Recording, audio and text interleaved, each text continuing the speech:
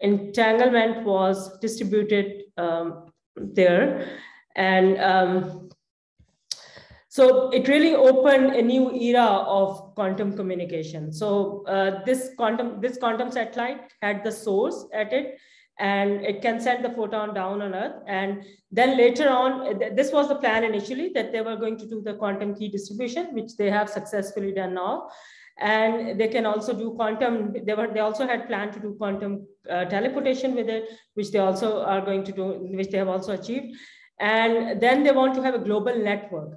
And they have even done that. They have, in fact, done the video conferencing between Austria and China. And through this, and they are exchanging, they are doing the quantum key distribution and quantum cryptography, quantum internet through space to Earth. So from starting from there, when China first sent its satellite, so they have really achieved a long distance quantum communication from satellite to Earth.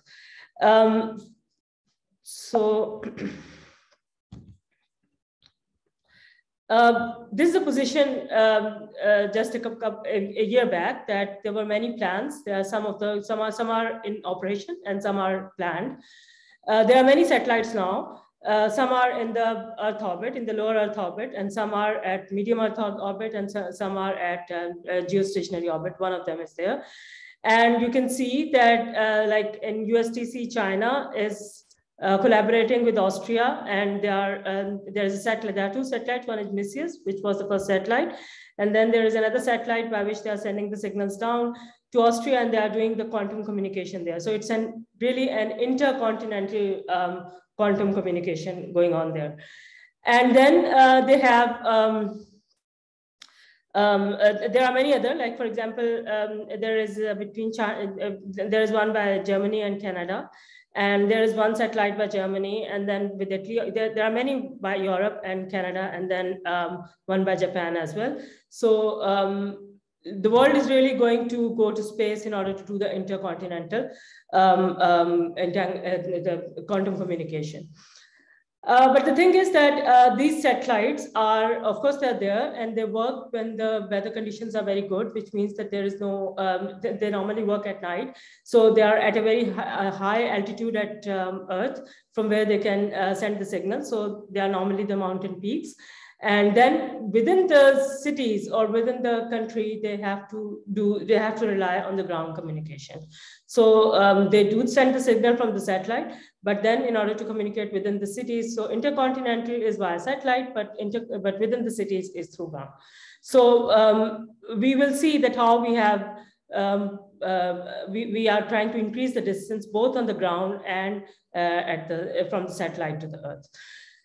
So the first question is that why do we want to go to quantum? Just a moment. Okay, so why quantum? The first thing is that so mostly I'm talking about the secure communication, right? Not just quantum communication, but secure quantum communication. So most of our internet security and the communication security is based on RSA encryption or decryption. In RSA encryption, this is the key that has been made. So there are encryption is done by, for example, if we have a plain text 88, we encrypt it using using two numbers. One is, for example, 7 in this case, and the other is 187, which is N in that case. And then this message is encrypted, and this ciphertext is produced, which is 11, and this 11 is sent to the decryption center, the receiver who receives it.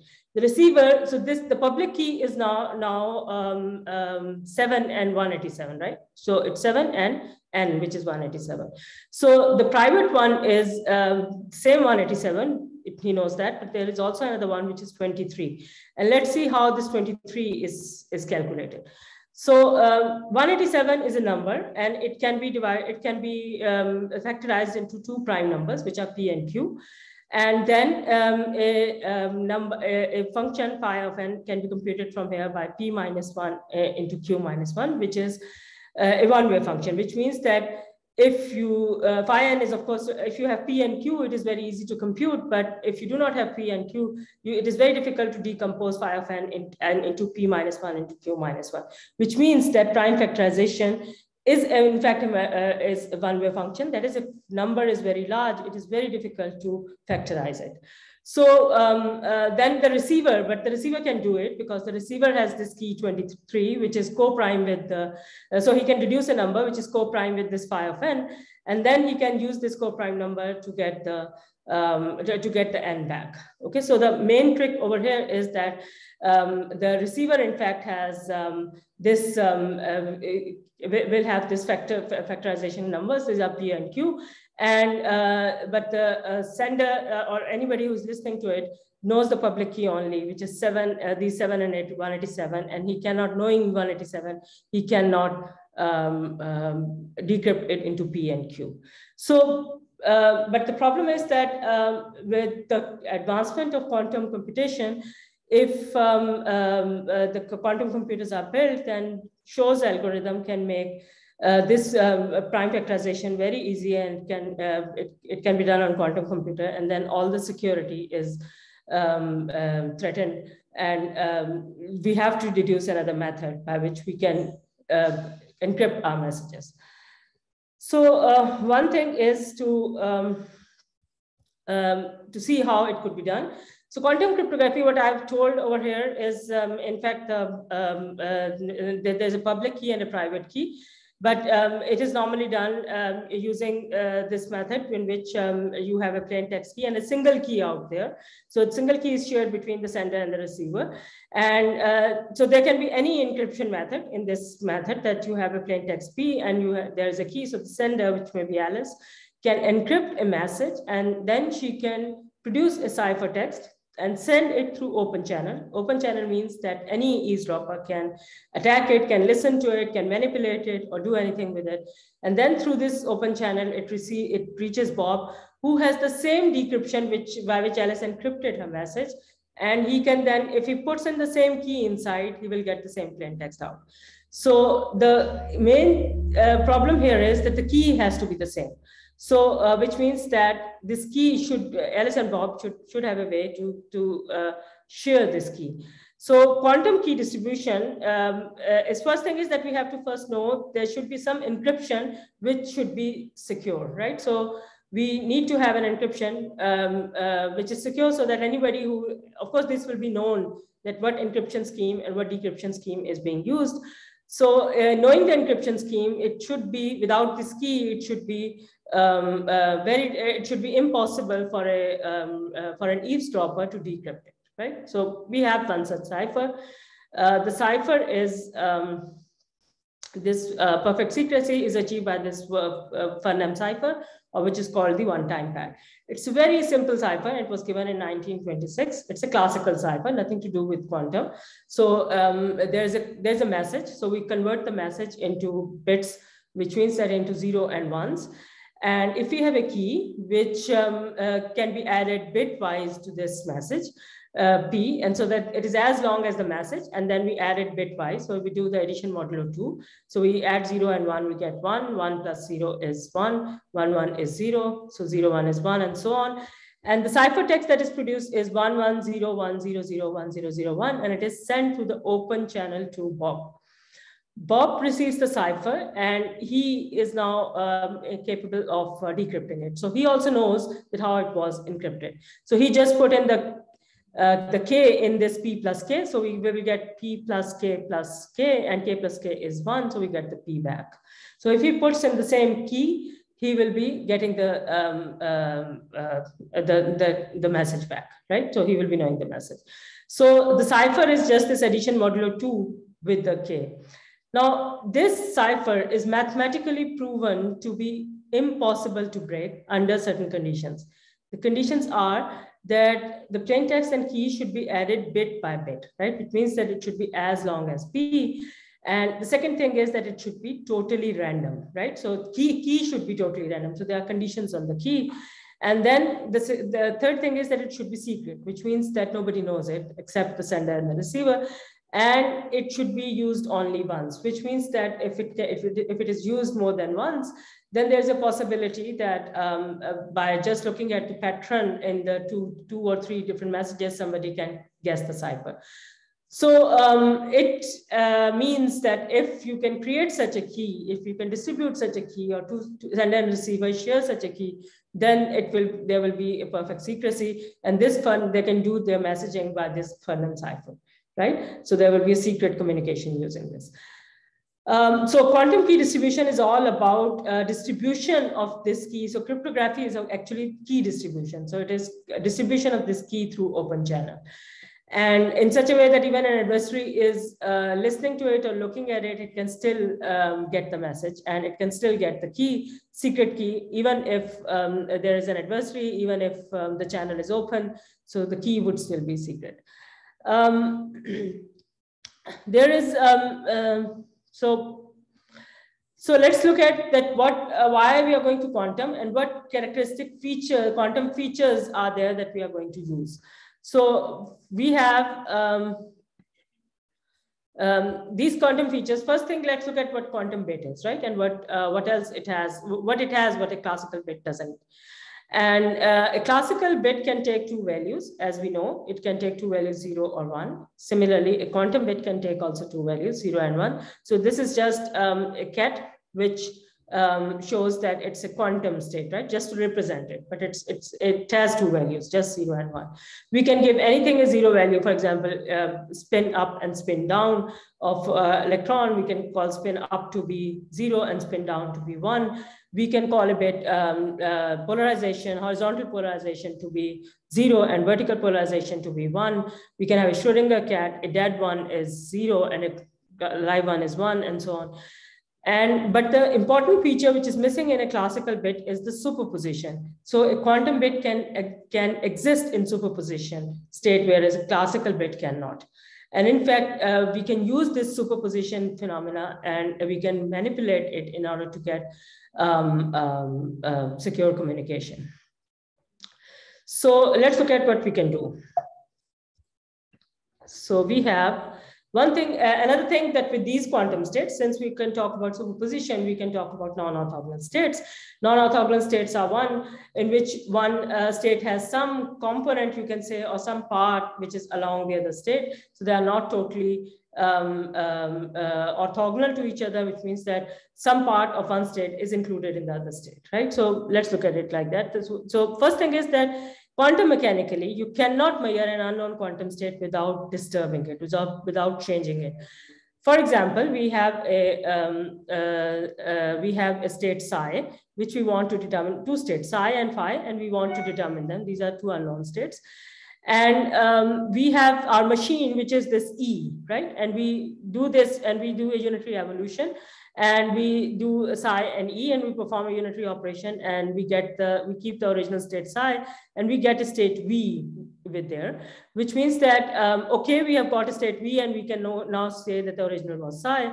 We can do the same operation with phi, and we say, okay, we have got the phi state is there, and with this operation we get a U, and we look at our machine, and when its state is U, we say, okay, the original state was phi, so we have measured both psi and phi. But let's look at this. If I take this is the inner product, right? So just a little bit of linear algebra. So if we just look at it, I take an inner product of the left side and inner product of the right side, right? So if I take this, I will get a psi phi, and I get an EE, and there's a psi phi and VU, but psi phi and psi phi are the same on there. It means that EE is equal to VU, but since it is the same state, EE, it is equal to 1. So this means that VU is also equal to 1, which means that V and U are actually equal, are the same, which means that you cannot differentiate between the two. So you have made a measurement, but you cannot differentiate V from U. So that's a problem, which means that, and that's a problem, and that's a feature that we can actually manipulate in order to get secure communication. So Eve can also take advantage of that, but Alice and Bob can take more advantage of that, whenever somebody tries to measure the state, it causes a perturbation, it perturbs it, which means that Alice and Bob can detect that somebody has tried to measure it, and they can detect the presence of Eve. Another one is that you cannot unambiguously determine two non-orthogonal states. So if this is a non-orthogonal state, for example, phi is non-orthogonal to psi, there's some part of psi included in phi. And so whenever you make a measurement, there's always an alpha modulo square probability of getting psi. So you cannot differentiate whether you have got psi or you have got phi. So then the third one is that you cannot clone an unknown quantum state. Cloning means that you have a state, you have a blank copy, and you have your cloning machine in the state 0, and you get the blank copy in the same state as the original one, and the cloning machine in any state. You can do the same with this down, which is orthogonal to this. But if there are two states are non-orthogonal, for example, this right arrow is non-orthogonal to up because it has some part of up is included in that. And then if you try to measure it, try to do this cloning with the same cloning machine, then you will be left with this thing, which is certainly not what you wanted, that you get the right arrow, and you get the machine in that state. So you cannot clone an unknown quantum state, which means that it may be non-orthogonal. You cannot clone it with the same cloning machine. Okay, so it is, which is also good for Alice and Bob, and also that Eve cannot make a clone of their state. And it is also a problem that they cannot make copies of their state and then send them, distribute them in such a way that they can guess the state what it is. Okay, so this is what I meant was non-orthogonal measurement. So if I have a polarization state in the up, I have a detector basis, which measures horizontal vertical polarization.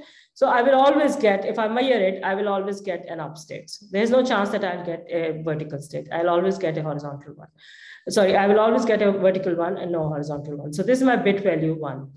But if I have a state in superposition, if I have this basis by which I have prepared it, so if I have these diagonal bases, it is in the 0+1 superposition. So this one is, which is orthogonal, non-orthogonal to this horizontal one. So I have two bases, diagonal and horizontal vertical. If I measure a state which is prepared in diagonal, if I measure it with horizontal vertical, I always have a chance, 50% chance to get 1 and 50% chance to get 0, right? Because it contains both components. But if I measure it in the right basis, I will always get the correct result. Right? So this feature is in fact used in the key distribution protocol, which is the first key distribution protocol, quantum key distribution protocol, BB84, given by Bennett Prasad. So how is it done? That there's a light, right? So there are 4 choices with these, one is these horizontal and vertical. So horizontal is called 0 and vertical is given the bit value 1, right? And similarly, this diagonal is given a bit value 0 and the other diagonal is given a bit value 1. So when Alice prepares the state, she tosses a coin and she decides whether on the result of the coin toss, she decides whether she's going to prepare the state in these bases, horizontal vertical, or the diagonal ones. So if suppose the toss comes out that you will be preparing a state in horizontal vertical. So horizontal and vertical are orthogonal to each other. They don't have any component in common. And this and then she tosses a coin again and she prepares a state. For example, this purple one comes and the state is prepared in the purple, which is a vertical one. And in the same way, she sends the signal 1 by 1 to Bob.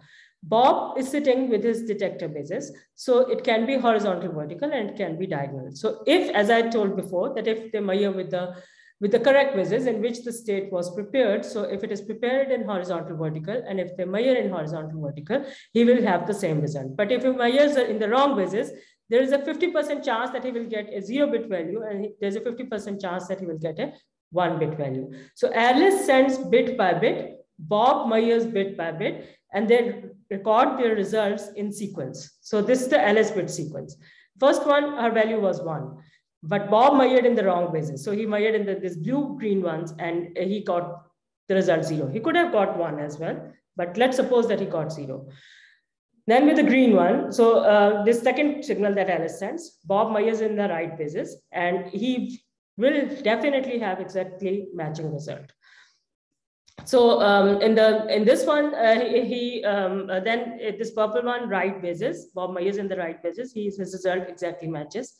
So and so on. So in the cases where Bob has used the same basis as Alice prepared, his result exactly matches. And where he used the different bases, his result may or may not match. So what do? They, as this, all the signals are all the pulses or all the photons have been sent, and they have made their list, they announce the basis publicly. When they announce the basis, in the cases where they have not the bit value, just the basis, okay? So knowing the basis doesn't tell the bit value. So they announce the basis and they keep those in which they have used the same basis. For example, this 0, 0, this 1, 1, 1, 1, this 0, 0, and they discard all those cases in which they have used different bases. Although there can be some in which even using the different bases, they would have recorded this, the same bit value, but they do not know whether they have recorded the same bit value or not. So they discard all the cases in which they've used different bases. So this is the sifted key. After this, this basis announcement, they keep only those bits which are exactly shared between them, in which they have used the same basis. And these should be exactly matching. So there's a shorter key, almost 50%, but it is exactly, both Alice and Bob should have exactly the same key. So where is Eve in all this? Eve can be in here, right? When these bits are going from Alice to Bob, when these polarized photons are going from Alice to Bob. So here the photons are the quantum entity. So they can be sent through optical fiber and through any, but they are the quantum entity because they are prepared in some polarization state, and measuring it in different bases, in fact, can change its state. So this is the quantum feature, that the measurement, it can change the state. And if they are measuring a non-orthogonal state with the different bases, then of course it will change its state, right? So while going from here to here, they have not announced the basis while they're distributing it. So Eve can attack on it, but Eve doesn't know which basis Alice and Bob's are going to which basis Bob is going to use. So, and she is also randomly selecting her basis. So she can introduce also error and she can gain less information. So let's see what she can do. So for example, Alice sent in this with the bit value 0. There are two choices for Eve. She can use this diagonal or she can use horizontal vertical. I'm keeping only the cases in which Alice and Bob use the same basis, right? Because they are going to keep only these bits for key. So if Eve used the same basis, of course, she knows everything. But if she uses the wrong basis, then there is a chance that she will have recorded 0 or 1, same as Bob. And then if she has recorded 0, then in the remaining 50% one, there is only 25% chance that there is only 50% chance that Bob's result would be the same. Eve would alter the result. So there's a disturbance. So she has created, in total, she has created 25% disturbance. 50% is totally correct. She knows about it. So there's a 50% information in which she use the wrong basis. She doesn't know what their bit value is, and she cannot say that what her value is. So whether her value is correct or not. But she has introduced 25% error. But still, Alice and Bob what they can do is they can apply error correction to make this error, to reduce this error, in fact, make it 0. And then they can do the privacy amplification to remove Eve's information, right? And still they can use the key. So what are the bounds that they can reach in order to, by which even if they are at these bounds, they can still do the secure key communication, and they can generate a secret key after error correction and privacy amplification. So in intercept recent attack, there's a 25% bound, and for the 6-state protocol, this was BB84, 2-state, 4-state, and there can be 6-state protocol. 6-state has slightly higher tolerance rate. So there's a 25%, for example, for BB84. And if there are individual attacks, there's 30% error that can be tolerated. And in general coherent attack, there will be 25%. And if they do the error correction, which is by one-way classical communication, they can correct up to 11.37% error. And if they do two-way classical communication, which is given back both this one and low, they can correct up to 20% error. So there is still this gap of 5%. There's no such scheme so far that can correct the error between 20 and 25%. But still, these are the limits. So we gave these limits for general coherent attacks some long time back. And Aisha, we have a question from a participant. Let's stop you here. Fasi, can you go ahead and ask your question, please? Assalamu alaikum. Wa alaikum salam. There's a question that we actually secured the quantum channel by using the quantum superposition states. But when we just discuss, when the Alice and Bob discuss the classical way of the key, then how can we preserve that channel? So let me see if I've got your question correct. You are saying that if they have a classical key, then how can they secure that channel? Well, we can. Alice and Bob can communicate. The key actually can be communicated by the classical channel. Oh, the channel is optical fiber. Okay. On that. Yes. On that basis, that. Sorry. Yes. I want to say that the key is actually, after the classical quantum measurements, we actually measure that either it is actually measured by the one channel or the other state. So how can we say that the key is actually communicated by the classical channel, not by the quantum channel? So there is a possibility that if either attack on the classical channel. So how can say that it is a secure communication at all? So the sender and the receiver, actually, it's not about channel. It's about the entity that is being transmitted, and that entity is photon, which is quantum. Okay, so the quantum state which is being sent has the superposition property. Well, we sender and receiver. So we know we are using. Well, we are using two channels. I'm saying two channels means there is a two way of making superposition states. So one is actually vertical and the diagonal, and horizontal and the diagonal, as you have in 11 slide. If you go back to the 11th slide. Yes, this one. These are two ways to make 0 and 1. So that is two channels that actually we are making superposition state and send these states to the Bob. So but the key is actually distributed by not by that channel. Is that? There are not two channels. There is just one channel, and this there can be, out of all these four possibilities, one is produced. Okay, in one go of the experiment, only one is produced out of these four, and this one is chosen randomly. This one is going to the channel. Okay, there are no two channels. There is just one channel. Okay. Okay. After the Bob detection. Yes. Fasi, can I stop you here? Let the speaker continue, and then we can have further discussion toward the end, please. Okay. Thank you.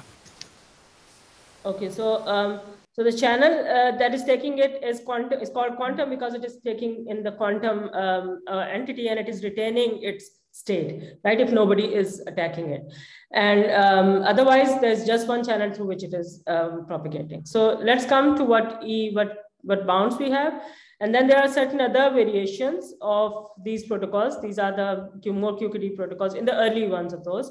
One is the Eckert's protocol, and there is also BBM92 protocol, which was just the entanglement-based version of that. So in fact, in that, if you have started with an entangled state and distributed one to Bob and one to Alice, and then just do all the process, and in the end, after error correction and privacy amplification, you do the measurement, then it is equivalent to this prepare and measure. That is, she prepared and Bob measured. It is equivalent to that, right? So this was the BBM92 protocol. So we will talk about it a little bit more when we talk about long distance. So here are what are the practical resources. And so there are, for example, for the single photons, we normally don't have single photons. We have weak coherent pulses. The channel is lossy, and it has an exponential loss. And detector, in fact, has detection efficiency, which is not 1, and there are dark counts. And in that case, the signal that the probability of expected signal is in fact less than 1. And you have exponential losses, which is mu, eta t, and eta detection. And then there are multi-photon pulses in it, and these multi-photon pulses can lead to certain attacks. For example, this is a photon number splitting attack. So, and Eve, we assume that Eve is not limited by technology. So she can replace the lossy channel with the perfect one. And she can only attack as many number of pulses so that she can keep the n number of pulses reaching Bob to be the same. And the ones that she has kept, and she can then detach a photon from the multi-photon ones and keep it in her quantum memory, send the remaining one to Bob. And when they announce the basis, she measures her one in the quantum memory with in the same basis and know exactly the value. So we worked on that some time back, and we found that one can still do so it was done that with one-way classical communication there can still be a secure key if it can be given by this, but we proved it for the two-way classical communication, which means that in error correction and privacy amplification, both Alice and Bob announce their results or announce some values. So they can, with that, achieve certain longer distances, but of course there is with the low key generation rate. And this sudden drop, which is coming over here, is due to dark counts. So when the dark counts become so large that an actual signal is in fact it is taken over by most of them are dark count pulses, and then the key generation rate would go down. So this is the limit. That is, this solid line, red and blue, are the limit for the 6-state and the BB84 protocol. These 25%. These dotted ones are the 20% limit that I talked about, which is in this case, a 20% limit, which is by two-way classical communication. And we showed that here, in this case, the error rate of delta over 1, these capital delta are the number of pulses that can be, that are multi-photon ones. So we did this analysis and we showed that the distance can be certainly increased, but at the expense of low key generation rate, right? So this is for when you do not involve any two-way communication, and when you do with the two-way communication protocols, you can do this. Okay, so moving ahead, we can manipulate it more because we have something more in our bag, and that is entanglement. So this is also a feature which is classically missing, and there's no concept of entanglement in classical ones. So as we can see that if we have, for example, two qubits, they can exist in, for example, these states, horizontal, vertical, horizontal, and vertical, and horizontal. So, but we can also have, as single qubit can exist in superposition, these two qubits can also exist in superposition state. And these 4 states that are written over here are very special states because these states are maximally entangled. Why they are maximally entangled? You cannot just write them as a superposition, which means that you cannot look at one state, one particle, ignoring the other, that other does not exist. The one particle does not exist. It is not as one in superposition of horizontal and vertical and the other in superposition of horizontal and vertical. Their states are intermingled. So we look at its properties, but these states are called Bell states because they violate the Bell inequality maximally. So I won't go into that, but I would certainly like to discuss certain features which these quantum states have, which these entangled states have. So one is that they have intrinsic randomness in it. For example, in classical correlations, there are 2 gloves. One is on, if you send one to Earth, which is left, and you just hide it, you do not know what on Moon and whether there's right or left on Moon. And when you take out, it's totally random for you that whether it's right comes or left comes. But this randomness is due to your ignorance. Since you do not know what is on Earth. But in quantum entanglement, the randomness is intrinsic. For example, there are 2 in superposition, horizontal, vertical, and horizontal, vertical. So you measure the one on Earth. At the time of measurement, just like a measurement on a single photon, it will either collapse into this part or collapse into this part. So if it collapses into, the first measurement gives vertical, we are sure that the one on the Moon is horizontal, and if it is horizontal on Earth, we know one on the Moon is vertical, right? So at the time of measurement, it collapses into one of the 2 randomly. So the randomness is totally intrinsic. So we can, this intrinsic randomness can be is utilized in since we know we need random key, so it is utilized in that if you select if we distribute an entangled state and then we both of them measure it, then it randomly collapses into this state or this state, but these are correlated, so they will have a correlation between their keys. Okay, so the other thing is that classically, if you know the whole, it means that you know the parts as well. But if you know this total state, you do not know the part. If you, for example, you know an entangled state, if you try to see what one of the two is, it comes out to be a totally random state, which is half identity, which is totally mixed state. You cannot tell in which state it is. So knowing the whole, you do not know the parts. In fact, if you know the part, if you make a measurement, only then you can know the state of the other part. So, and secondly, if we showed 4 Bell states, they are mutually orthogonal to each other. And if you look at one party only, so for all those Bell states, you get the same result. So you cannot tell by looking at one party that in which Bell state those two together were or together are, okay? So another one is that entanglement is monogamous, which means that if Alice and Bob are maximally entangled, Bob is totally unentangled, or Alice is totally unentangled with Eve. So it means that in order if you want to say that they are totally secure and they are totally unentangled with Eve, Eve doesn't know anything about them. You just have to ensure that they are maximally entangled. Okay, so this is what only they have to do. So this is very advantageous because we just need to know the degree of entanglement between them in order to tell how secure we are.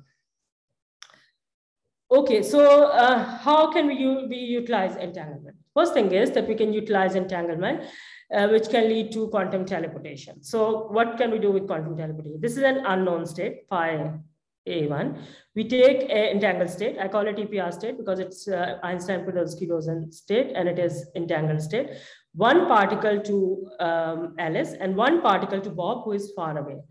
Then Alice does so if I look at all these 3 particles, I get this state, right? So I haven't done any operation on them. They are entangled state, and then Alice and Bob, and then they are entangled. This is the unknown state. And then I can rewrite them in such a way, which means that if I make a measurement on these 2 Bell state measurement, so I can measure them in any basis. They are not entangled, but I can measure them in any basis. So I measure them in Bell basis. Of course, in Bell basis, there are superposition of all these 4 states. So if this pair over here, it collapses into psi plus, phi minus, phi plus of psi minus, one of the Bell state, Bob state collapses into the corresponding one. And in fact, looking at this just mathematics that we have done, Alice, Bob, everybody knows that if she announces her Bell state measurement result that she has psi plus, Bob knows how he has to modify the one that just a local operation, just a unitary identity, sigma y, sigma x, or sigma z, in order to get the state what was sent without measuring the state and without having to send the quantum particle itself, just the information. So over the phone, over the classical channel, they just announce that what Bell state measurement result is. And Bob does these U operations correspondingly, and he gets exactly the same state on his bit, on his part of the qubit.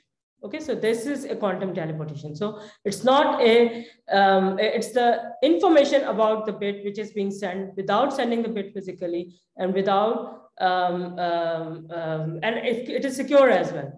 So it is secure because just listening to the classical channel, nobody can deduce what the state is. Only Bob has the second particle by which he can deduce the state.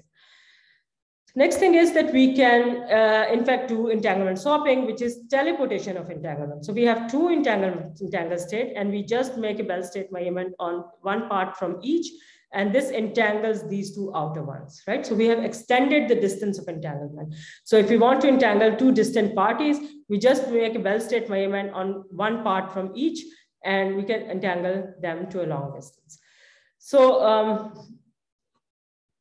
and we can then extend the distance by concatenation. So we can have these swaps and in between entanglements, and we can, so we make entanglement here, we make a measurement here, we entangle this and this, and in this way we make a measurement, Bell state measurement, all in between, and we can entangle these last ones. So we did work on this in this concatenation, and we showed that with this concatenation, we can get, this is visibility, which is the measurement of entanglement. And we can show that with these 1 swap, 2 or 3. So we have the work for any number of concatenations, but simulations for these 3. And we can show that we can increase the distance.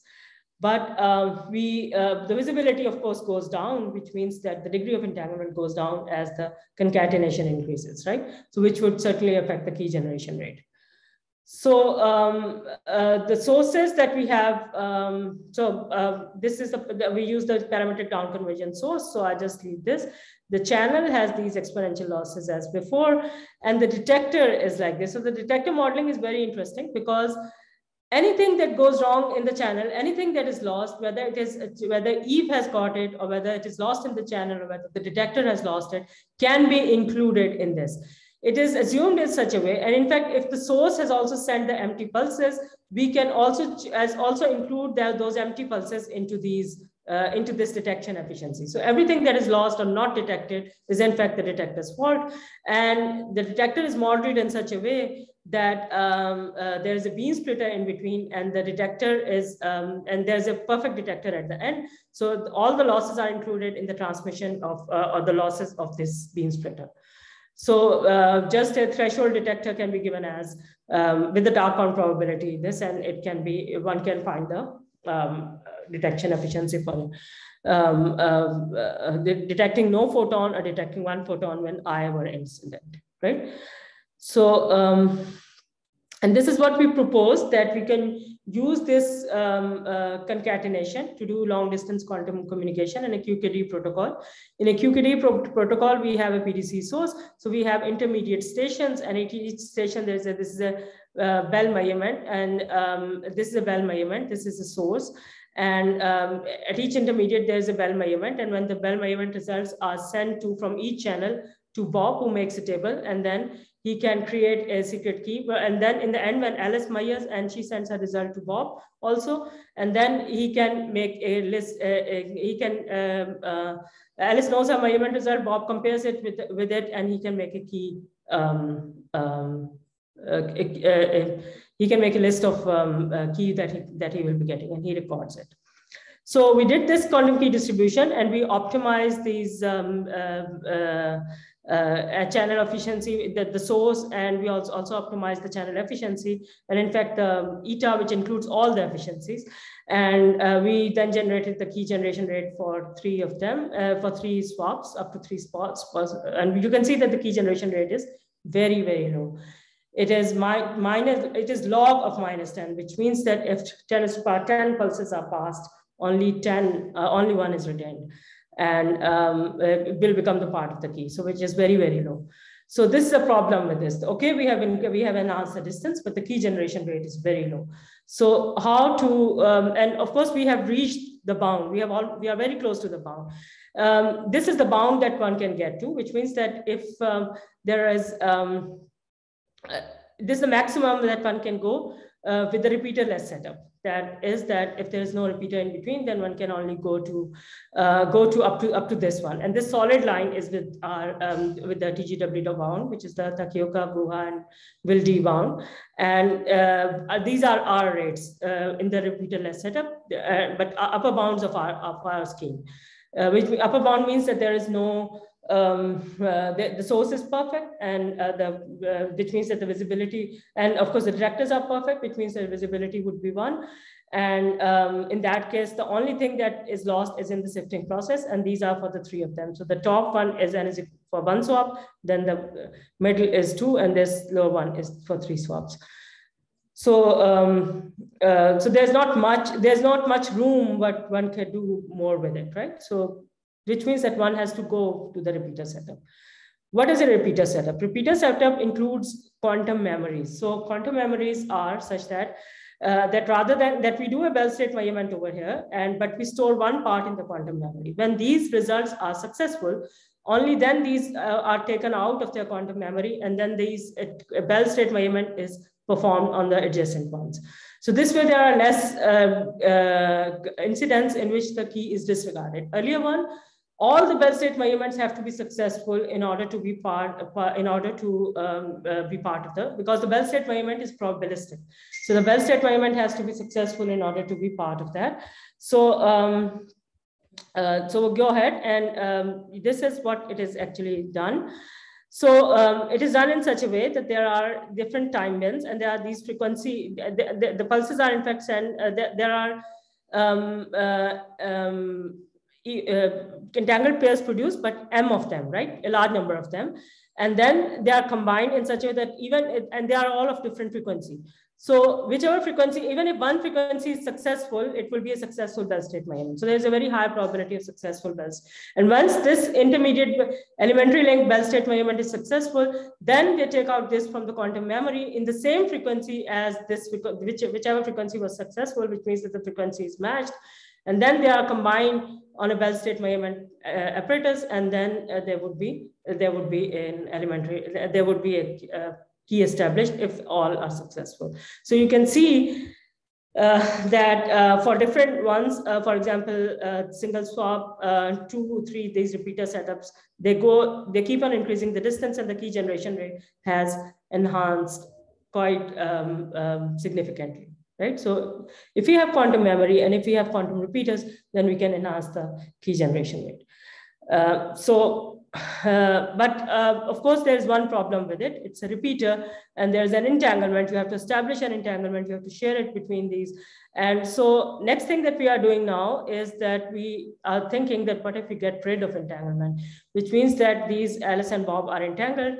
So this is the work that we are doing now. And if there are trusted nodes in between, so they are measured and then resent. At every node, it is measured and resent. But the problem with this is that at each node, the measurement is being done. And if it is, if any of the node is untrusted or if unsuccessful, then it would be, the key will be totally insecure, right? So we have been thinking about another thing, which we are doing now. I hope we'll be finishing it soon, which is like this, that we can use multi-path trusted nodes. So these nodes are multi-path. So if any of the path is successful, which means that the key generation would be successful, because it is, the keys are generated as addition modulo of each path.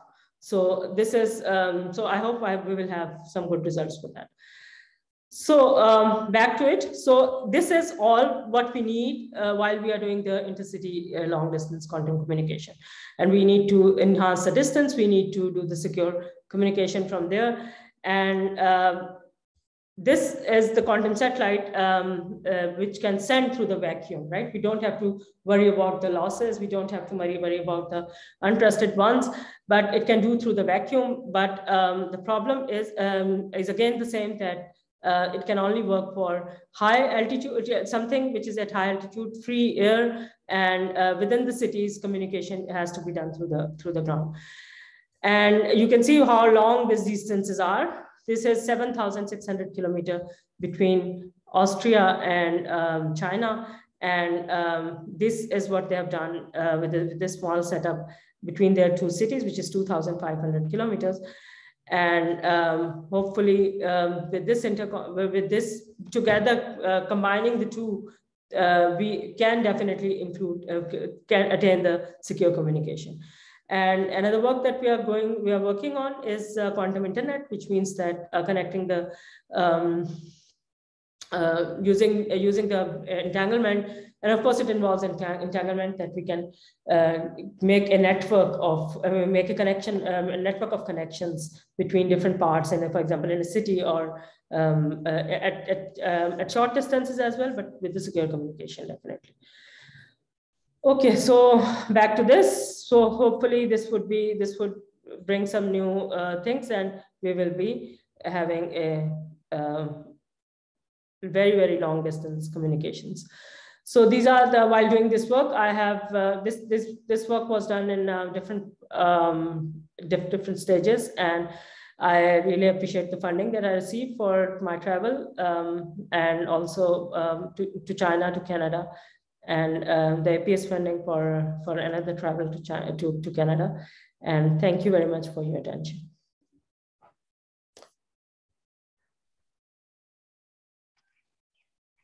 Thank you, Aisha, for this talk. The floor is now open for questions. If somebody in the live audience wants to ask a question, you can raise your hands. If somebody in the online audience wants to ask a question, you can raise your hands. So it's the same protocol. The only difference is whether the hand is a real one or a virtual one from my point of view.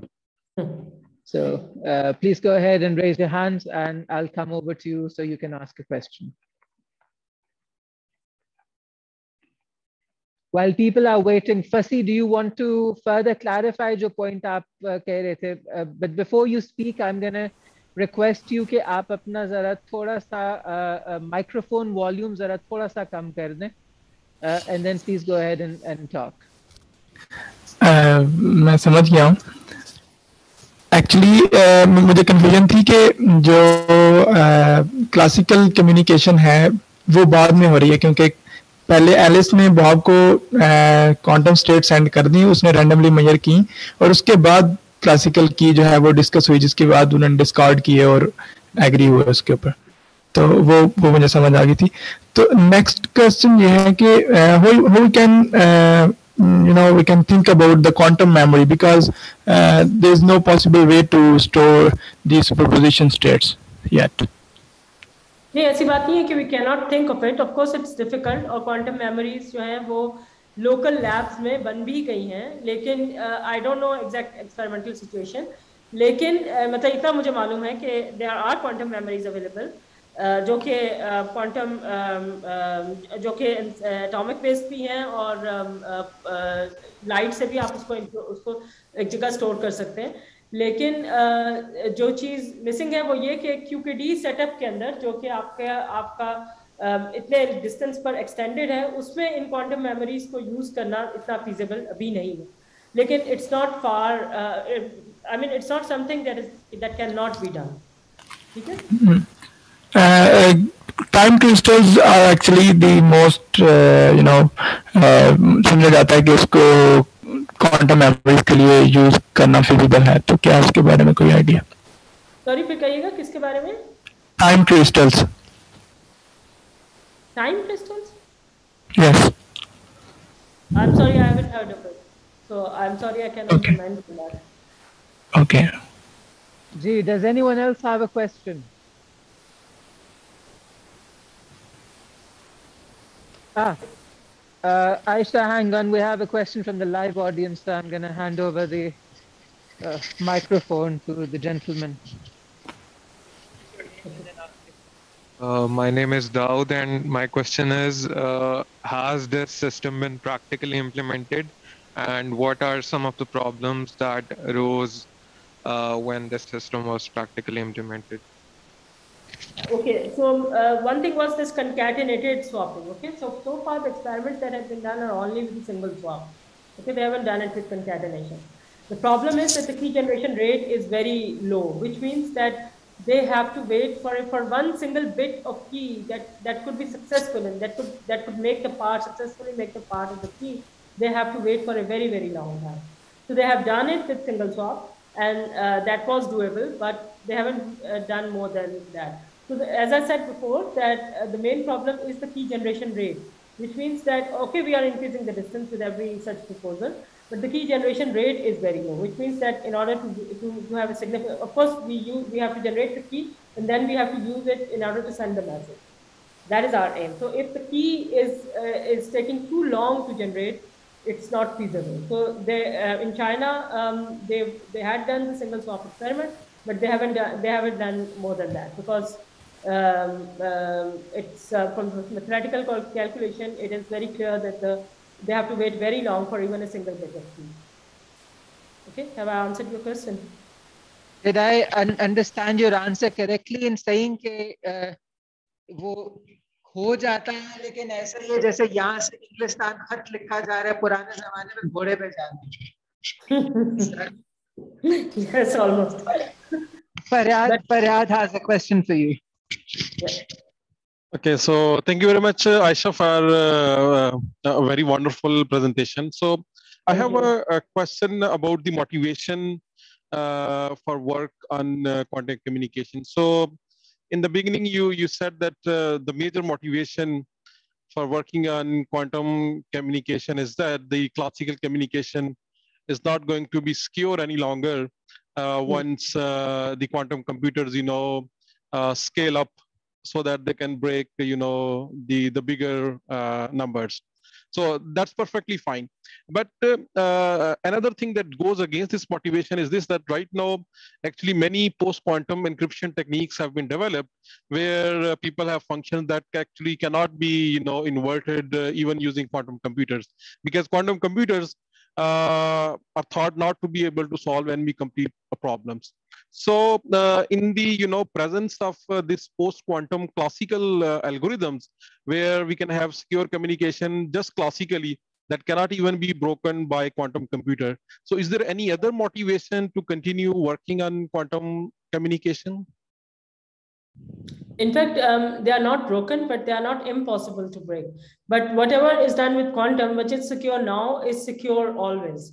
Because once the signal has been transmitted, there's nothing more that somebody can do. So the advantage is this, that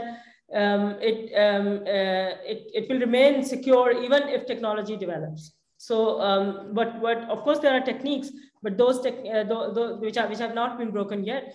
But if they are broken, the communication will become insecure, and of course there are certain communications like state secrets or something like that need to remain secure for a much longer period of time than this. So in my opinion, that having some functions which are not being broken, it is not theoretically proven that they cannot be broken, right? But of course, right now I have only this advantage that of course, we are talking about secure communication, so we would like to remain secure forever.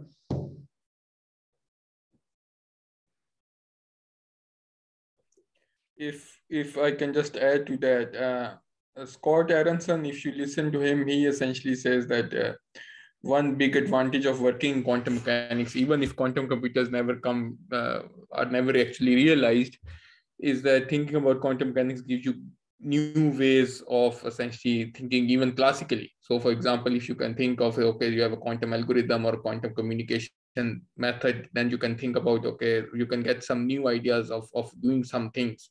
And then you can think about, can you do the same thing classically in some way? So if you talk to those guys who actually made these post-quantum classical algorithms and all that, a lot of the motivation actually came from the corresponding quantum techniques. So actually working in those areas can actually help you in order to improve your classical algorithms as well, or classical techniques. Right. Right, thanks.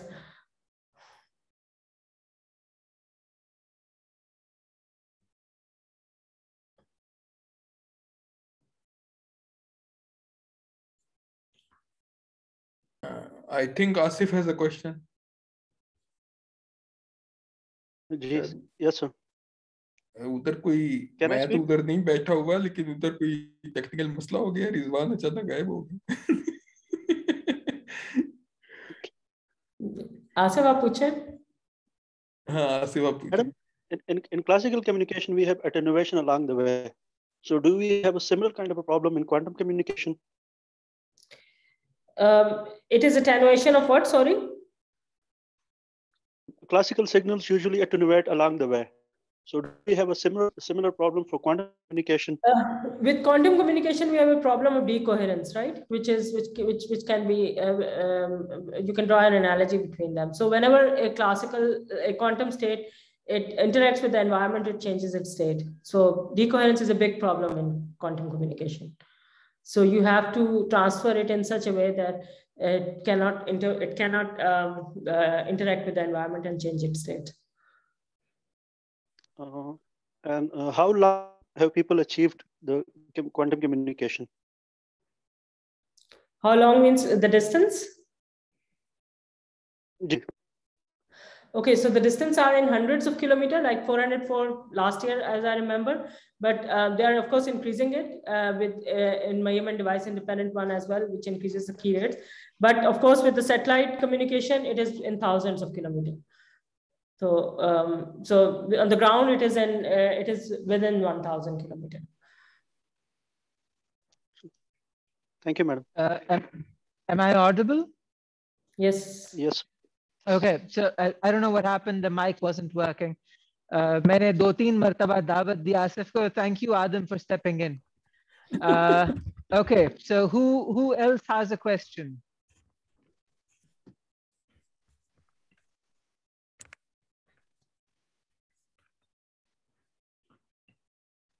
Well, I guess the questions have died down. Thank you very much, Aisha, for a lovely talk. And we should do this again sometime, and hopefully we'll have you here physically.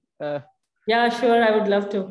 And thank you very much for Okay. inviting me here. And it was very nice talking and talking about my work also, and also about this topic, which I've been working since a decade now. All right. Thank you to the audience for participation, and hopefully I'll see you guys later as well. All righty. Bye-bye. Bye.